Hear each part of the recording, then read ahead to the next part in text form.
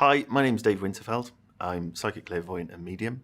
I've been self-employed for the last 10 years now, working across most of the UK, working both doing one-to-ones, doing shows and events, both with hearing and deaf audiences using sign language. Yeah, that's me. That's what I do.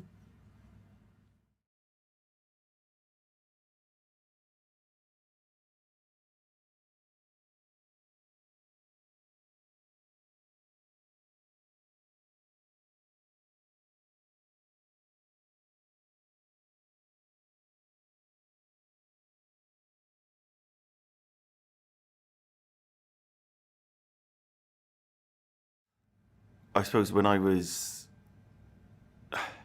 sort of back in the day, there was, I didn't really have any thoughts on it all. There was nothing that, I mean, I remember Mystic Meg on the telly as a kid, and she'd sit there talk about, where she used to do a thing on the lottery about celebrating and all that kind of stuff.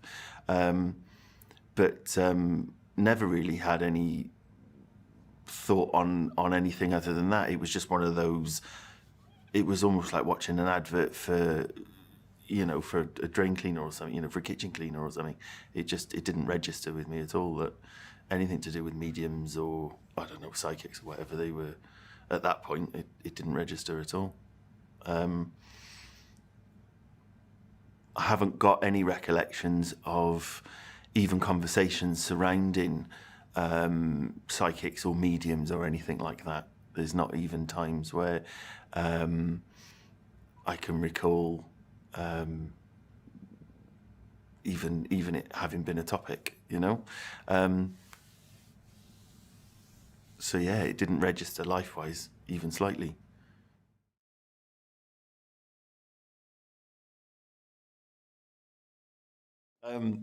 Sort of ghost stories and stuff like that as a kid, there was loads of those, staying at your friends' houses, and like the boogeymen walking up the stairs and all those kind of noises and that kind of stuff. But it never really factored in as that being anything other than, ooh, it must be haunted then. I wasn't a believer in ghosts. I wasn't a disbeliever, when you're a kid. Same as you did or didn't believe in Father Christmas as well, a lot of the time, I suppose. But it wasn't ever something that I had much going on with in my life.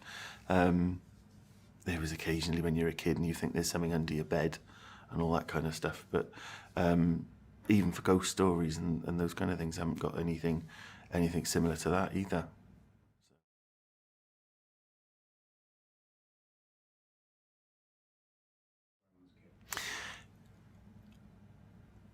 The only thing that I have ever thought, oh, that was weird, was my nan waking me up the morning of her funeral when I was 11.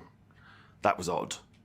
And I don't know whether she was there or whether she wasn't. I just remember hearing her voice saying to me, come on, Duck, time to get up now. Be quiet, don't wake anybody else up.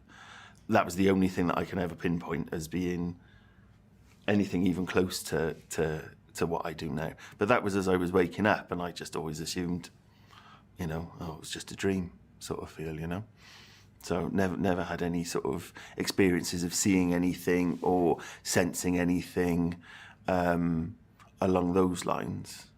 There was a past life recollection sort of feel from a disaster event that happened the teacher was talking about it in school, that resulted in me being able to sort of say, oh, well, that was where this happened and that happened.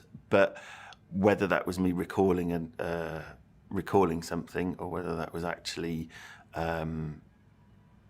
me remembering a past life or something, I still couldn't say.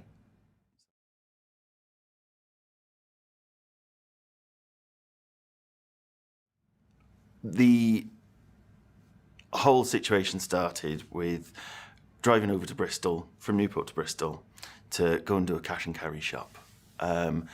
Went and picked up my partner at the time, As I walked into the house, started to feel a little bit breathless.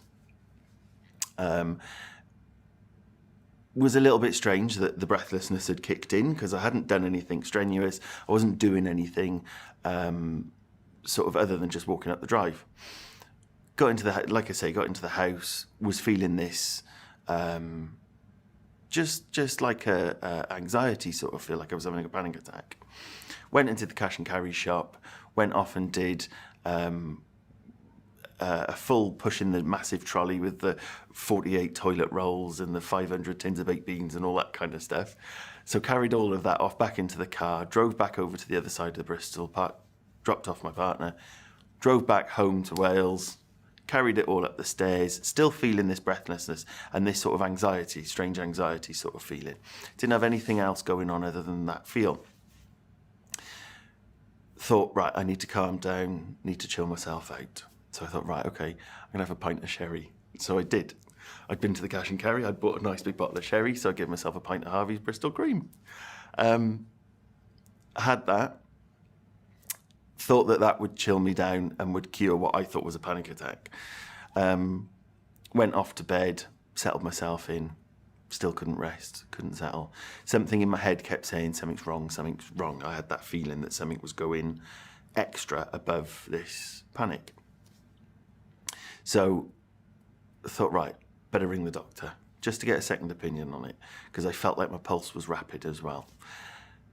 GP out of hours said, okay, well, you better come over. So they sent a car over to pick me up about an hour or two later. So I got to the doctor's about 2:30 in the morning. So this had all started at 5:30 in the evening, and 2:30 in the morning, I'm off in the doctor's surgery. So I walk in, put myself down. She puts the cuff on my shoulder, puts the blood pressure monitor on me, and she's tapping away on a computer. She looks back at the monitor, picks up the phone, dials 999 and says, why didn't you tell me you were so ill? Well, I didn't realise I was quite that ill. Still didn't know what was going on.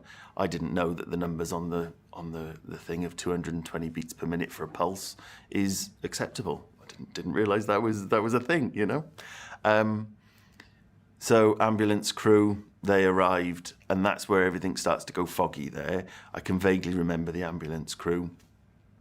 Apparently it was 45 minutes or so before, so they could stabilise me before taking me off to the hospital as well. So finally get into the hospital, spent 3 days on oxygen, and just being cared for around the clock, really, but still not sure what was going on. I didn't understand what it was that could have caused it all and what it all was. Finally, a week later, I've been off walking around the hospital. I've been, visitors have come in. I've gone off to the coffee shop. I've been and visited a friend that had a baby as well the same week. And everything I was absolutely fine. Felt no problems whatsoever. Was completely okay. Had the scan done on my chest, where they inject you with the dye and all that kind of thing to see what your lungs are, to see what was going on. And the results of the scan came back. And the only way that I knew that the scan had come back was the nurse in charge at the time cornered me as I came out of the toilet, and she grabbed hold of me and said, right, get to your bed and don't move. You're on bed rest. And I was like, well, what's the matter? What's going on? I'm okay, I'm fine. The results of your scan are back, and it wasn't good. And I was like, what does that mean? What have you found, So I was then assigned to my bed, and that's where I had to stay. To get a consultant to come around and see you within the hospital is sort of, you can wait a couple of days for that. But once the scan results had gone off to the consultant, he'd passed it around the rest of the team. And throughout the day, I had 5 different consultants come and visit me with their teams of people. And my friend was there with me for the day. He was sat there with me and heard all of these conversations. And each one of these consultants, as they were the end of the conversation came about, they all, as they were leaving me, said, well, thanks very much, Thing, but somebody's looking after you. And each of them said it. There was an Iraqi doctor, there was the Indian guy, there was the German fella, and they all said, somebody's looking after you, in the same way. And with the last one, I turned and looked at my friend and I said, somebody's looking after you. And he said, yeah, I've noticed the same thing. He'd noticed that they'd all said this same thing as their parting shot, which was really weird. So I was retelling that story then to a very close friend who said, well, maybe somebody is looking after you. Why don't you come with me to EBGB Club? We'll see if somebody's see if somebody is looking after you and giving you, see if we can get you a message. And I thought, oh no, that's not my bag of chips at all. No, thanks. There'll be tie-dye, there'll be nag champa, there'll be all that kind of stuff going on in there. And I thought, no, that's not for me. I don't want to go and join in with that, thanks. Couple of months passed, and a few months passed, and basically then didn't have anything better to do of an evening. So I finally gave in and I said to her, all right, then I'll come along. We'll see what all this is about, see what this rubbish is all about then. So went in and sat down. I was expecting it to be some kind of group where somebody was doing the do of talking to spirit or talking to dead people or whatever it was going to be. Turned out it was a training session where the first half of the evening was, this is what you're going to do, this is how it works, blah, blah, blah. And the second half of the evening was, now you're going to have a go. So I sat and listened, and I'm not a closed-minded person. I like to think I can understand who's doing what. But sat and listened. And the more this lady talked, the more I just thought, wow, I'm not sure if she believes this herself or if she's just conning these people for the money that we've paid. Because I got more and more annoyed as it went through. I was quite angry with the fact that she was charging for these people to do something that clearly nobody could do. And this was, it was all just seemed really wrong to me. But then we went for break. We all went outside and we were standing and chatting and that kind of thing. And I said, I don't want to go back in again. This is making me feel, really uncomfortable. Don't want to do it. And they all convinced me to go and give it a go. Go on. You may as well now. Yeah. You go and have a go and all that kind of stuff. So I did.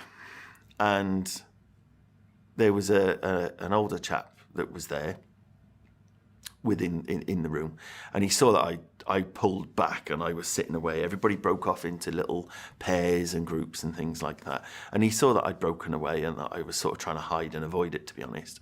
And he came down and sat with me, and he really calmly just said, hold this. So I did. I held his watch, and he just said, right, tell me how you feel. And I said, well, I don't know what you mean. He said, no, tell me, how are you feeling now? What's different? How do you feel within yourself? I said, well, a bit nervous, really. I feel a bit anxious again. And he said, okay, right. Now, start to imagine, he said, that somebody's talking to you, that somebody's behind you. Start to imagine that and talk to them. He said, who have you got? And I said, well, I don't know, we'll say it's a fella. It's a bloke. Okay. Is he young or old? I said, he's young. Dark hair. Okay. And then it went on and on with all these different questions, and he led me on with all these questions. And I could really feel that there was this man standing there that was putting these different scenes in my head as well. And I could see that there was a scene by a road, and that there was a lot of panic and a lot of anxiety and all that kind of thing going on with this guy. And I was like, this is really weird. This is really odd that I know that. It was like I was remembering it for him, And he said, the guy that I was talking to, he started laughing. He said, yeah. He said, I knew he'd come through to you. He comes through for all the newbies every single time. He likes to do it and freak people out. And I said, well, congratulations, because he's definitely freaked me out, because I want to know what that was now. I was like, what's that all about? And he told me his name and told me this chap's name. And Peter, or what have you, Peter Richards, I think he said it was. But he said, that's my friend. Peter Richards. So we were sat chatting about all of this, and he was explaining of what I'd just done, and that I'd opened up, and that I'd allowed spirit to communicate, and all this, that, and the other. I'm thinking, oh mate, you've joined in on this as well. You've fallen in with this bunch as well. And I really wasn't sold on it, even though I'd seen it. I wasn't convinced with him. And with that, then my friend came down from the other end of the room where she'd been working in a pair, and it was a big village hall. And she just came up and she said, look, I'm really sorry, but I need to say to you guys, and I don't know why, but I need to say the name Peter Richards. Can't tell you why. And that was the end of me. I was like, no, that's no, you must, no. Because there was no way that she could have heard it either from the other end of the room. So I did the whole thing then of pumping them for information, saying, well, have you guys set this up or something then? Have you talked to them? Have they talked to you? You know, I really still wasn't that convinced with it. But it sparked my interest. It piqued my interest, and I thought, oh, hang on a minute. There's something in there. I want to know how I knew that information. And ended up going back. I wasn't working at the time. I was off ill still with my chest. So I ended up going back again and again to different to the same group for a couple of months. I went there, and that started to spark my interest off with different people and different mediums working, doing their own events and doing sort of services, sort of shows and things like that. So I can remember then, after, it was 2 months after my initial group that I'd been to, and I went to see a medium that I'd seen on the telly. I went to see her down in Cardiff. She was doing an event, and I went down on my own and sat there in the audience. And I was sitting there and I was thinking, God blimey, she's getting all this info. She's talking about all these different things, and all this stuff that she can do. And I was thinking, right, as she was explaining it. And then she came to me first off, straight away. And she started chatting to me, talking to me with information about a guy that had lived with us when I was growing up. And he'd lived with us for a while. And she started chatting about him. And she was saying how he smelled nice and what he looked like. And she was telling me things that I had done in my life and things that he'd seen me doing as well, which was just fab. And I was like, okay, so this is what they do then. This is the way it's supposed to be done. Nice, like that. But it was still something that they were doing. She then said to me, she said, oh, hang on a minute. They're telling me you're a medium as well. And I said, nah. She said, yeah, you are. They said you've started your training. They're pleased you've started your training at last. Now your chest is sorted. At last you've started your training. And I said, nah, it's nothing to do with me. No, not one of them. She said, yeah, how many groups have you been to? And I said, 2. She said, well, there you go. You've started. That's it. She said, you're going to be doing this. You'll be doing what I'm doing now. You'll be standing up, talking to spirit. What's weirder is you're going to be working with me, she said. And that was the point there. I was like, yeah, okay, all right, take a seat. Like, you thanks. I didn't buy into that one at all. And she said, oh, well, hang around. You need to stay after the show. I need to talk to you because apparently we're working together, mate. And I said, nah, okay, all right. I hung around a little bit. And I was about sort of 10, 15 minutes. And I hung around, kept looking at her. And I thought, no, I'm not stopping. This is too far for me. This is too much of a leap of anything. So I left, went away. But carried on with going to different going to different shows and different groups. And it then happened that at any time that I went anywhere near somebody else that was a medium, the very first thing that they would say is, if you come up and go, oh, you're going to be doing this, don't you? This is what you're going to be doing. And this is what you get known for as well, was what they kept saying, which was a really, really weird concept. this is what you're going to get known for. So then I kept count. So every time I went to one of these things, and I'd go home and I'd say to my friend, that's another one, that's another one, that's another one. And I had 10 of these messages in a row of all of these people saying to me, you know this is what you're going to be doing, don't you? You know this is what you're doing, what you're meant to be doing. And I completely didn't believe it, not at all. So it was almost a year after that initial time that I went to that first group. It was around a year later. And I found myself, I realised that I was filling in the self-assessment tax form to register myself as a self-employed psychic medium, which for a financial services manager was the weirdest thing ever, of having found myself having done that. And it was a year later that I went self-employed. And the weird turnaround with that one was that another 2.5 years after that, I found myself standing behind the curtains on the main stage at this event with however many hundreds of people out front, sort of 300-400 people out the front. And the lady from the telly was introducing me as her mate from Newport, Dave. And the whole thing just felt like a really weird place to be. Even to the point where I'd take a part-time job to help out with the money and help out paying the bills and things like that. And every time I looked at, okay, well, I'm enjoying that job, let's take that further, let's increase the hours, or let's go full-time, let's make a career on that path, it would stop. So the DIY chain that I was working for 15 hours a week went bust. When I asked to go full-time, they said, yeah, you can have full-time. We'll start next week. It went bust. Now, I'm not saying that was for me and for my benefit, because it was a lot of jobs. Do you know what I mean? But it was just weird how my life wasn't meant to have any of that in it. And it kept spinning it back again on me and spinning it round on me for the different elements that I'm supposed to be doing with what I do now work-wise, which was really, really odd. It was a really weird thing.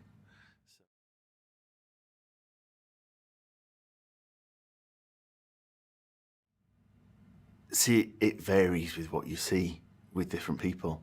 You can get, if I'm sat doing one-to-ones or sat doing that kind of scenario, yeah, it varies with different people, really.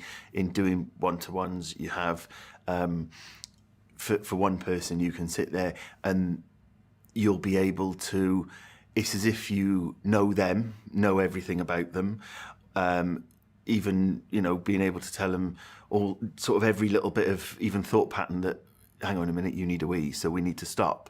Even little things like that, where you can feel all of that. Then when their loved ones come forward and they start coming in, it can be in a different way to how it would be with somebody else as well. So every single time that I sit down with a new client, it's that their loved ones can come in a completely different dynamic. Somebody can come in where you're sitting there and literally it's as if another person walks in the room.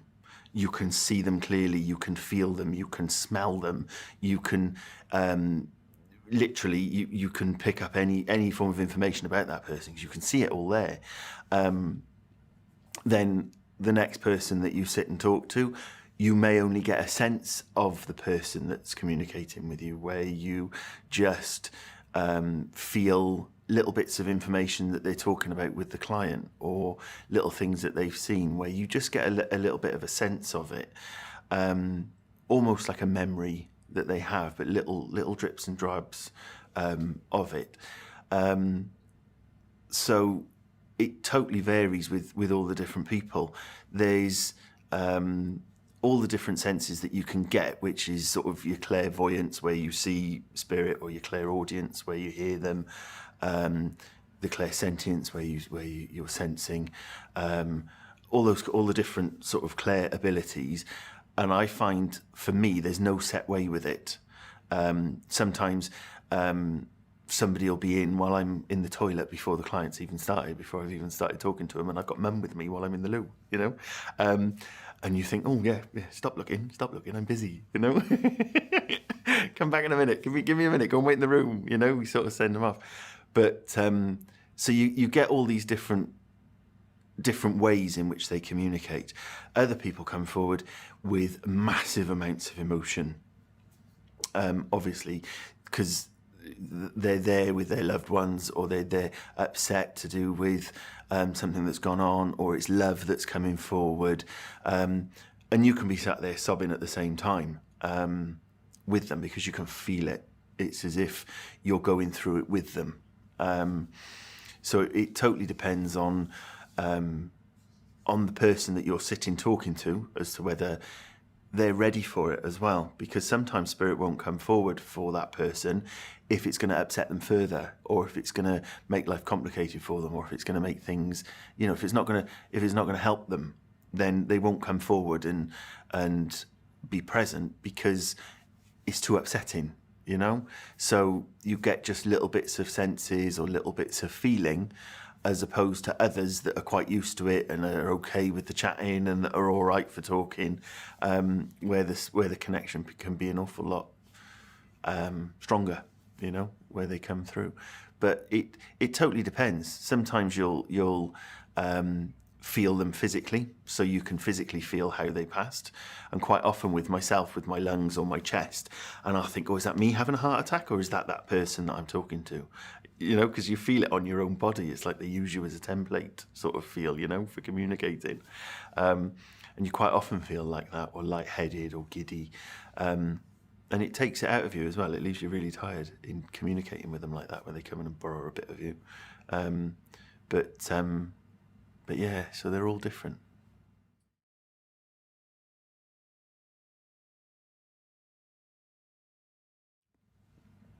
To start with, I was just experiencing stuff within the class, within the classroom. And I was realizing that it was only when I was going into these groups that I used to go in, and I'd sit there and I'd see these things and do these things, and then I'd come away again afterwards. I wasn't getting any sense of feelings of anything going on externally to being within the group. It wasn't till sort of 4 or 5 months in that I realised that if I didn't take my ring off, things weren't happening outside of the events. So we'd arrive for these classes, and you had to take an object off and put it on the table in the middle, so that everybody could then hold on to it and connect with you, you know. So I used to, I'd go in and I'd take my ring off, put it on the table, I'd open up, I'd do my thing, I'd learn how to speak to spirit and how to communicate with this and get this information and how to dig around in it all. And then I'd shut down, put it back on again and go home. And I realised that I was triggering myself with this. So it then became that the more that I practiced, the more I would then take that off, go in and do my thing, put it back on again, and I'd shut myself back down again. So I wasn't getting other things happening. I'm not one of these people that sees spirit in Tesco, you know? I'm not one of these people that senses things like that out and around, because I've got that on and that's my protection sort of feel, you know?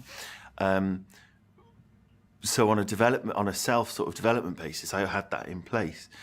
But it was really ironic almost that I was about 6 months or so in from the training. From in my developing and that kind of thing. It was about 6 months or so before I sat there in the car waiting for a friend that I dropped off. And I suddenly realised and thought to myself, hang on a minute. So I talk to people when they've died. That means that when I die, I'm going to be able to talk to people as well. 6 months. I'm not a slow person, but it took me, literally, I sat there and I had a proper face plant moment as well, where I was thinking, I cannot believe it has taken me that long to actually realise that there's something afterward. Up until that point, it had just been me talking to people that had died. It was just something that I could do. You know, from there, it was something I was learning how to do. It was something I was experiencing. But it wasn't, it literally, I was really quite disappointed in myself that it had taken me such a long period of time to cotton on to that as well. But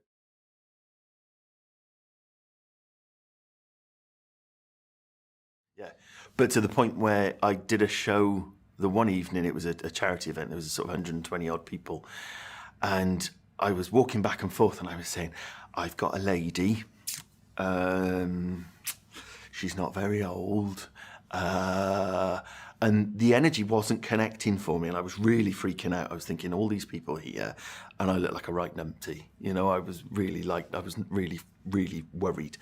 And I suddenly realised that I had that on. So slipped it off in my pocket, and I literally stood there and went, okay, her name's Bev. She was a mother of 2 boys. She's looking after her son and named them all as well. I'd built up so much energy to try and bring her through before opening myself up properly that when I did, boom, and it all came through. And we had a really good evening. It wasn't amazing, you know, that you do your best for it. It wasn't like the be all and end all, but it was just incredible with her as a connection that I'd built that sort of power up with her to be able to literally talk about the ins and outs of everything with this lady and bring it all through. But it was because I'd forgotten to take that off. It was really weird, really odd.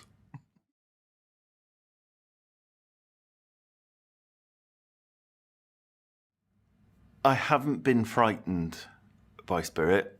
I've had feelings where I've thought, oh, I don't like that. But for me, it's never really been something where I've thought, oh, there's something evil or something nasty or something horrible there. I've had instances where I've thought, oh, that's not nice, that's not comfortable, but I've got quite a rational head with it, so I'll sort of dissect it almost, and I'm like, hang on a minute, why do you feel like this? Why am I feeling?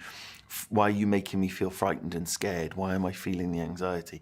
A lot of the time it can do with the person that has passed, where maybe they had mental health issues, or maybe they passed in the way in which they passed. It's the feeling that you're getting the same as the way in which, you know, something happened to them that was traumatic, obviously. So it's really important to remember that, for me personally, that the whole good and evil thing doesn't equate. I'm not a heaven and hell, or that kind of scenarios don't sort of feature for me. It's only people that have passed, and if they were messed up or they were a bit screwed up in the head before they went, then yeah, you can feel that with them. But I always then question with them as to what you're doing now, or what sort of healing has gone on with you, or what therapy have you had since you've died, or what enlightenment have you had, almost, you know?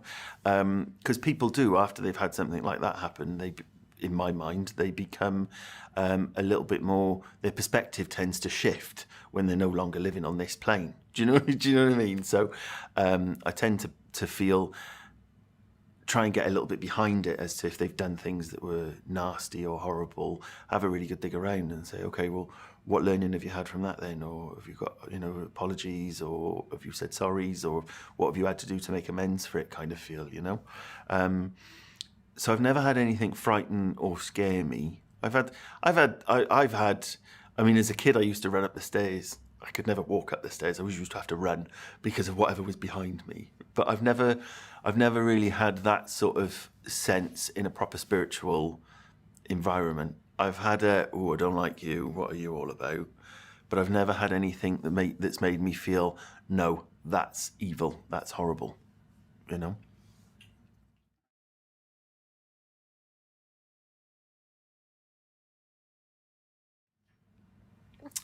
I've got quite a scientific approach with it, mind-wise. My belief is that we're all made up of energy. That's what we are. And when our physical self goes, when our body goes, the energy then continues. It's transferred into a different form, into a different format. So you cease being a physical self, but you're then able to continue as being an energy. So your core thoughts and your essence and that kind of thing just carries on. So it's still able to be around what's going on here. It's still able to see what's happening. you're still able to be involved in things as well from an energy basis, which is where you get things like the electric stuff, electrical, equipment and things like that being able to be played with, where you've got your EVP or your the lights flickering, or all those sorts of general bits and bobs, but also where people can then see lights and colours moving, because it's just on the outskirts of what we would class, I suppose, as our reality, really.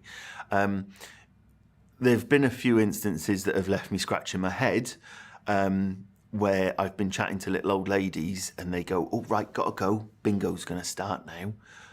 And they'll walk out, and then you're like in the middle of doing a consultation almost, and they've gone, they've walked off because bingo started. Thanks very much, and you've got the loved one sitting there in the chair, and they're laughing because Mum used to go to bingo all the time, But so you almost imagine this cosmic bingo caller, and so somebody's working in the bingo house, somebody else is, cleaning the tables or whatever it is that they're all doing. But I've for me, the concept of heaven and all that kind of thing hasn't really sat in with who I'm communicating with or who I'm talking to. I know they're in a better place. I know they're in a good place. I know there's no pain and there's nothing that's hurting while they're there. When they come through and communicate with us, they can show us the pain and show us what hurt. But for them on a full-time basis, they're all right and they're in a good place. But it's one of those things that I think I'll only ever know when I get there. I don't consider myself learned enough to be able to say that's what it is, because until I'm there, I'm not going to know, So.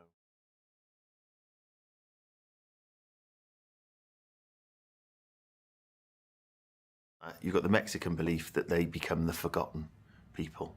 So for the Dias de los Muertos celebration, they've got the orange and the purple colours. The orange is for the people that are remembered. So they've still got somebody alive on the earth who remembers them firsthand. And then the purple colour represents the people who haven't got anybody left. So this would be sort of your great-great-grandparents, or or whatever, that hasn't got anybody left living, where they then drift off from the afterlife. So it's almost like the two-tier thing, and then the third step, when nobody's left, they drift off altogether. So there's that sort of theory with it as well, which is fascinating anyway, with the way that people drift off. But then if you've got somebody, so for my opinion with haunted houses and those kind of places, it's when there's a focus of energy going somewhere, where everybody thinks that they've spoken to a certain celebrity that passed.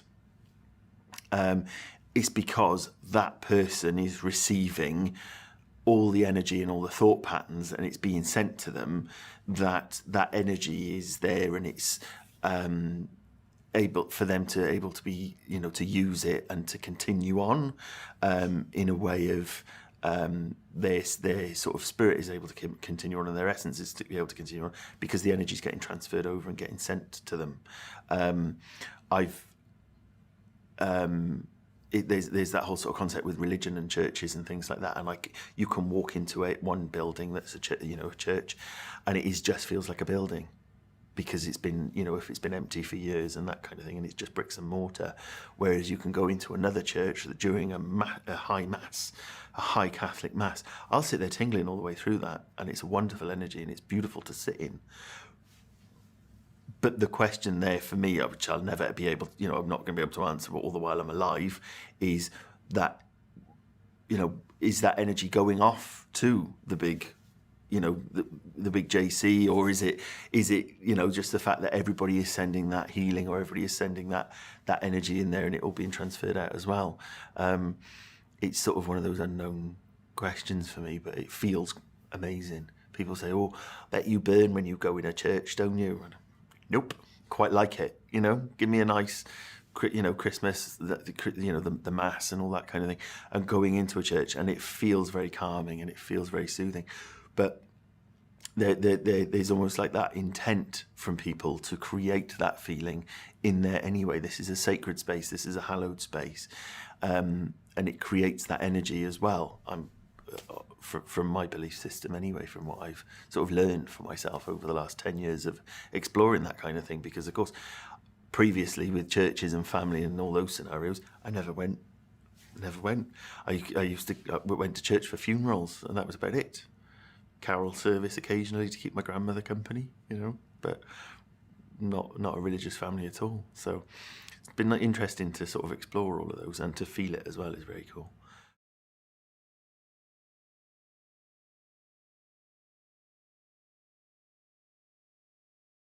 I'm absolutely 100% believer that everybody has the ability to communicate with spirit. It's only become a more recent and a more, in the last sort of 120 odd years, as a Western culture, that we don't communicate with our ancestors. When you look back at sort of the ancient rituals within the without sort of East Asia and those kind of places, they will actually still. There's the one culture that still keep the bodies of their loved ones, and they keep them and bring them out on the anniversary of their passing, and sit and talk to them and chat to them, and then put them away again for another year. Consulting the ancestors was something that the human race was doing just as a day-to-day thing across the globe. It's only the for my way of thinking that I can't say Victorian, but it's almost like that more modern age that we've gone through, where it's been poo-pooed and it's been put off as witchcraft, and it's been put off as something that needed to have been done behind closed doors, and all that kind of sort of stigma that was attached to it, that only weirdos did it, or only people have a gift. When somebody says to me, "Oh, you've got a special gift there," I don't feel that I've got that gift. I don't feel that it's a gift. It's a skill that I've worked on. It's a skill that I've practiced. It's something that I've trained myself to be able to understand the feeling of. The only time that I would ever say that I've got a gift is probably the gift that I've got of being able to have empathy with them and have patience with them as well within what I'm doing. I won't just sit there and fire out information that I'm getting. But that's more probably about my personality rather than it being a gift. I haven't yet met anybody at a training group that hasn't been able to pick up on spirit when they've come along for a thing. Just haven't yet. I'm not saying everybody definitely go to a group and you will definitely get it, because it depends on how it works for you. But culturally speaking, I think we've put it off to the side. But on a natural basis, I think it's something that we're all born with and that we're all able to do. Most often kids are aware of spirit, and the energy of kids as well can increase spirit activity within a house or within an area. Quite often you'll get people messaging saying, "Oh, can you come to the house, please? We've got a poltergeist, or we've got a boogeyman," or whatever. My first question is, how many kids have you got in the house that are approaching puberty now? Because the chances are you've got at least one. And that's just bringing up the energy of the house and bringing the energy through. Doesn't mean to say that it's bringing spirit in, but their energy itself is more likely to have spirit contact coming in. You'll go and sit in the house and it turns out that it's Gran or dear old dad from, he's coming in and looking out for the place, or he's looking after it. But because you've got somebody going through puberty in the house, or somebody that's pregnant, that kind of thing, it amplifies the energy up, and it just means that people that aren't attuned to it, people that aren't aware of their own ability, start picking up on stuff. So they'll see things, or they'll hear people calling them, or they'll have the different experiences of, the shadows moving, or the TV turning itself off, and those things happening, when in fact it's just them being a medium. It's just them doing what I believe everybody can do, which is sense the energy patterns that are going on around them.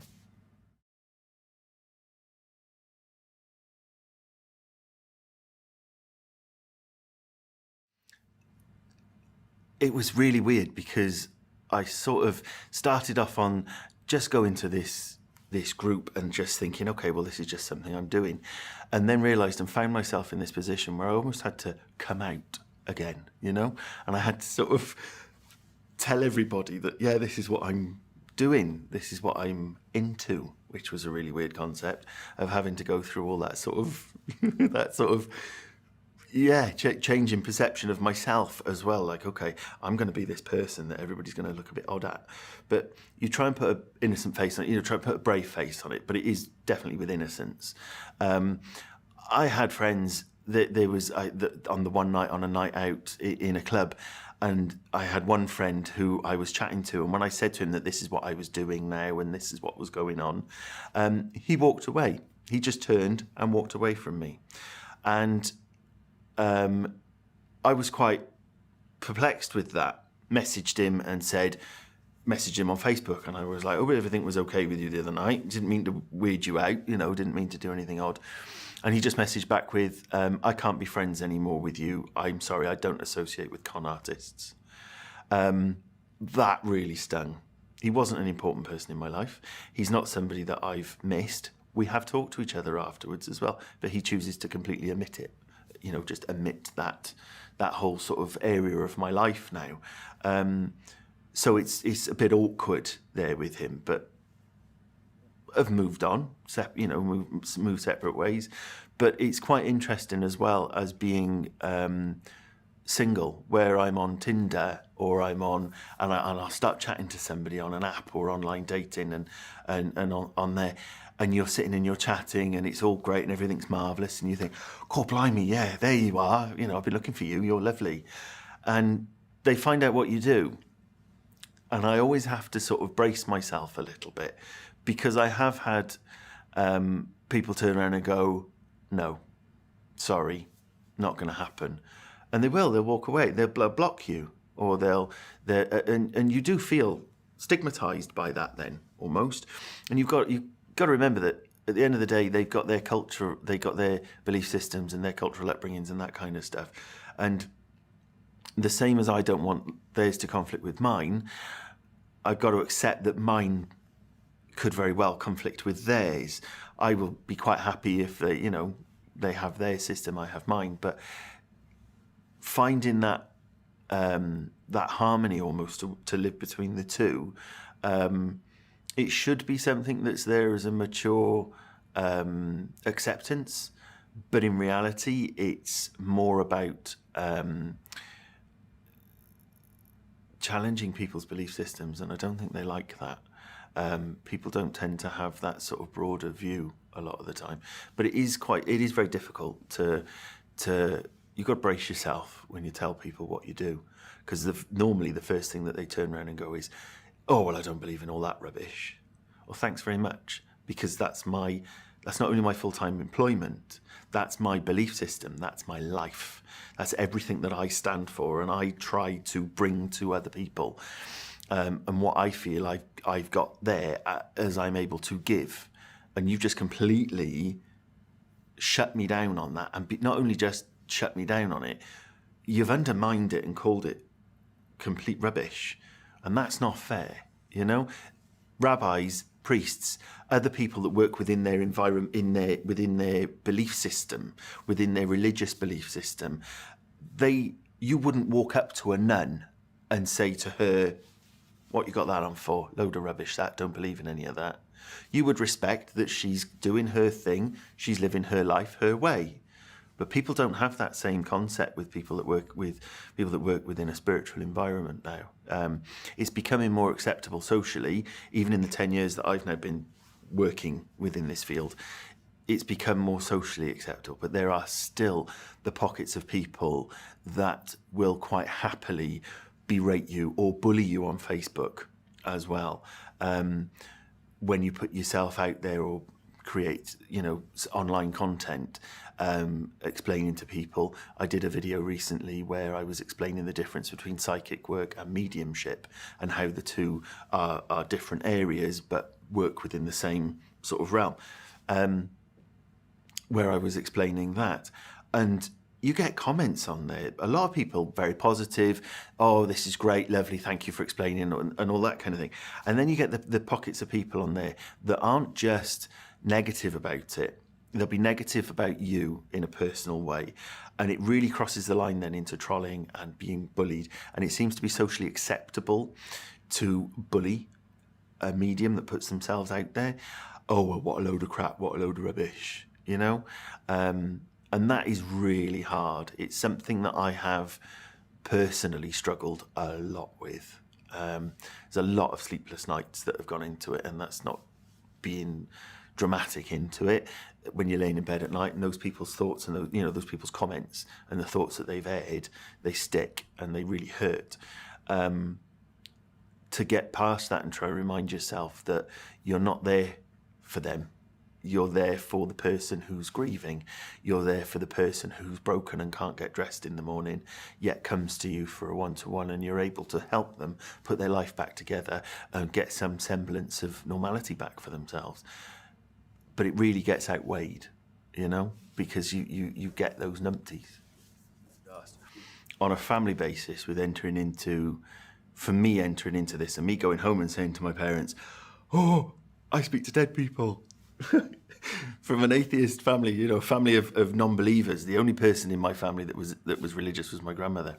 And she used to go to church, Methodist chapel, and she used to go every single week, and she'd do prayer club during the week and all those kind of things. But the rest of us, not even christened, my brother isn't christened either. We don't have any sort of religious upbringing at all, other than Christmas and Easter eggs, and going home to the family and saying, I can do this, I can do that, I did this, I did that. The family took a very long time in warming to the idea that I seem to be going a little bit weird and I seem to be going off on one. It's quite good now. I mean, my grandmother, she was very accepting of it, and she turned around and said, well, no, I've always believed in that kind of, that is, possible, and that's all absolutely fine. And she was great with it. Whereas I overheard a conversation that my dad was having within the last couple of years. So bearing in mind, I've been doing this now 10 years, and I overheard Dad say, well, I can't say that I'm a believer, but I believe my son. And that was really cool, to sort of know that he now questions. I mean, I'll get questions from the family of, oh, well, did anybody come through then? Did anybody come forward? And I'll talk to them about things that I've learned about my grandparents, or things that I've talked about from within the family, and things that I've learned about from doing this. And they're like, oh yeah, oh well, that was that, oh yeah. And they've kind of started to assimilate it into their own thing. But not at any point, I've been very, very lucky with them, not at any point have any of them turned around and said anything derogatory about it. So I've been really lucky on that score. But the fact that they believe me was what made it all that little bit more special, do you know?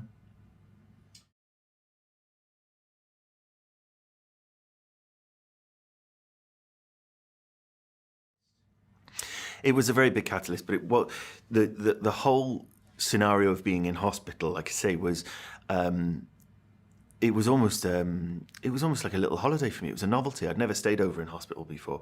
So I was chatting with all the guys, I was walking around talking with everybody, and was completely fine. In myself, after that initial sort of 3 or 4 days of everything felt, where I was breathless and I'd lost thought, I wasn't coherent, for a couple of days. But after that, I just felt like I was absolutely fine. It wasn't till I went home. Yes, the nurse had said to me about the scan results of you need to be in bed until doctor says you can move, don't get up at all. But it wasn't until I went home and I put it into Google and I typed into Google what a pulmonary embolism was. So typed in there, read what it was, that it was a clot within the lung. Okay, that's fine. Then saw the news reports that the week previously, an athlete from Sweden, I think it was, but a European athlete, she was an Olympian and she'd passed away from a blood clot in her lung. And I thought to myself, right, okay, well, she's had one. That's just one that she's had. I'd had a massive bilateral pulmonary embolism episode, which basically meant that I'd had loads of them across both of my lungs.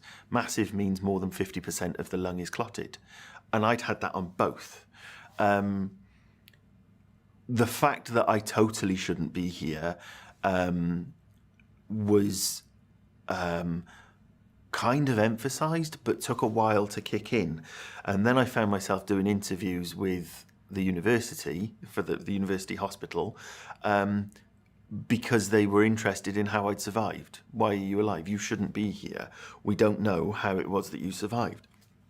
I still attribute it to a pint of sherry, having thinned my blood enough to have tided me over until I got the medical attention. There was a pathologist, a leading pathologist in Germany, that wanted to examine my corpse. When he saw the scan results, he was like, I want to see him because we want to know what caused this massive episode to happen. He was astonished to learn that I was still alive, but that was what brought on then the interview through the university, was all of this sort of amazement. And for me, going through all of that, I was just a little bit oblivious to it all, really, and I just thought, I didn't feel that rough. I didn't feel that bad. I thought I was having a panic attack, you know? So for it to turn around, it was an afterthought as to how close I'd come, and to how serious it had really been. The whole medical scenario of how everything panned out, it gave me a sort of change in perspective of life, really. I thought, well, blimey, I could have been gone then. What am I doing? What am I doing? You know? And made me question my life more than it made me... it wasn't like I woke up from the hospital bed and said, oh, there we go. You know, I saw an angel. You know, there was nothing like that for me. So there wasn't a real epiphany with it. But the growth that came off the back of it, the fact that I'd been sort of prompted to keep the investigation going, and that I'd heard the voice, and that, I mean, that night where I was ill, being sort of being pushed towards, make the phone call, ring the doctor, don't do this on your own, don't try and go to sleep, ring the doctor. It was almost like there was that sort of support sort of feel going on in there, and that made me want to keep exploring it. That fueled me to wanting to keep exploring.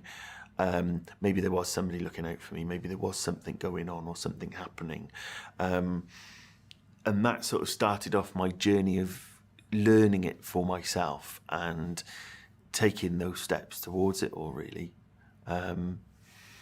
There's in it being in it being like a moment of awakening, there wasn't one for me.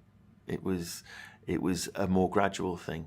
But the interesting part was, if I'd ever gone for a reading and somebody had sat there telling me stuff, I wouldn't have believed it. I don't imagine for a minute that I would have even got involved in what they were saying and what they were trying to do. I wouldn't have bought into any of it. And I know that sounds a little sad, but I wouldn't have bought into it. The whole build-up to discovering that you could speak to spirit and that they were there, I was ready to accept that because of all the medical situation, because of the little voice that I'd had in my head, because of going through all those experiences. It was as if I'd been set up to be open to it, you know, to sort of allowing that in rather than it being a great big epiphany.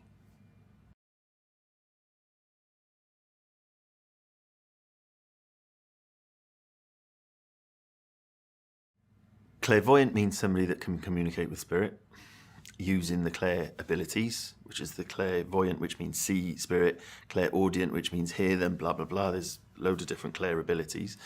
A medium is just the modern day term for that. It's the same thing. You've got the difference then with psychic, which is where you would look at people's lives and people's futures, or you're able to sort of see events that are coming or events that are on their way, and predict those. That falls under the psychic umbrella, whereas the sort of the mediumship is the clairvoyant, it is the communicating with spirit, it is that opening up and making contact with those that have passed. So you've got those sort of two elements both there. You can, again, everybody is able to, I believe, communicate with spirit. Spirit can talk about things that are yet to come, but you need to have practiced that psychic element as well before you start making the predictions, or before you're able to make predictions and see things clearly that are coming as well. So there isn't a difference between mediumship and clairvoyance, it's one and the same thing.